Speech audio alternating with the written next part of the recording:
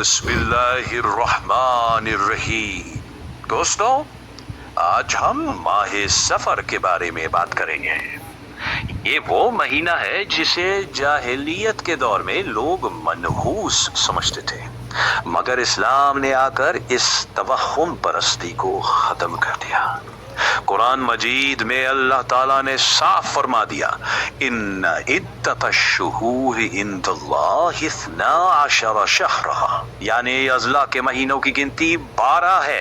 کسی مہینے کو منحوس کہنا اسلام کی تعلیم نہیں، بلکہ نبی کریم صلی اللہ علیہ وسلم نے فرمایا، لا عدوى ولا طیرۃ ولا ہامۃ ولا سفر، یعنی نہ چھوت چھات ہے، نہ بدفعلی ہے، نہ الو وغیرہ کی توہمات، اور نہ ماہ سفر کی کوئی مخصوص نحوست ہے۔ تو بھائیو، سفر کو برا کہہ کر دلوں میں ڈر پیدا نہ کرو۔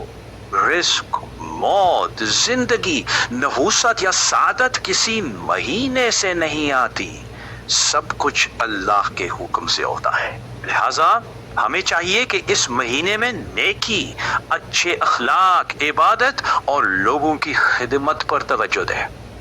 کسی بھی مہینے کو گالی دینا در حقیقت جہالت ہے۔ اسلام ہمیں امید، حوصلہ اور یقین سکھاتا ہے۔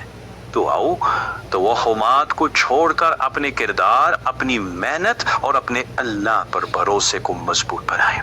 یہی سچی کامیابی ہے۔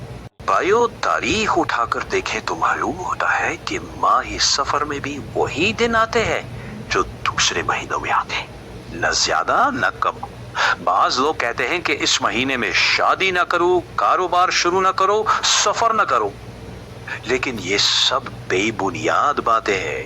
نبی کریم صلی اللہ علیہ وسلم کے زمانے میں لوگوں نے سفر کو منحوس سمجھنا چاہا تو آپ نے فرمایا، نحوست نہ دن میں ہے نہ مہینے میں، نحوست انسان کے اپنے عمل سے آتی ہے، اپنے گناہوں سے، اپنی نااہلی سے۔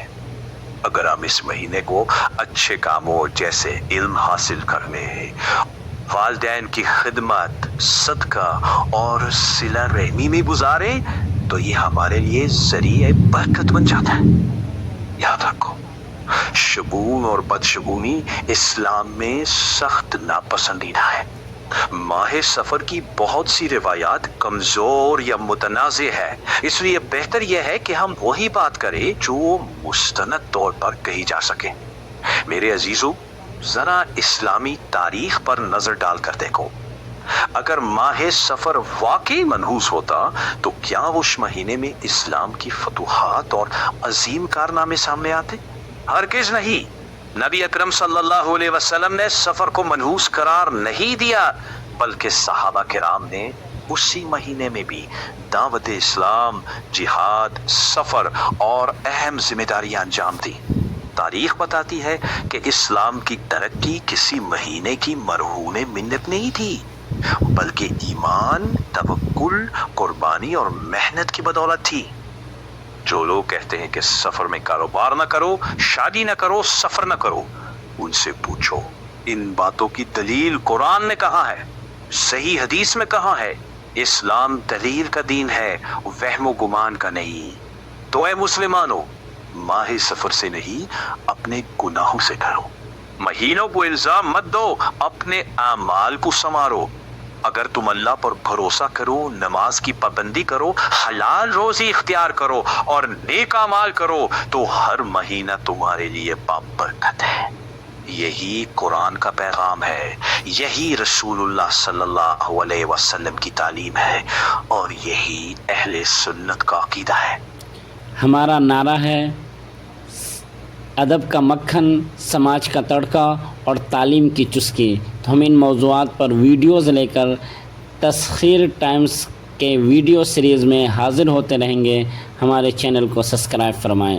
یہ تم ہی بول دو۔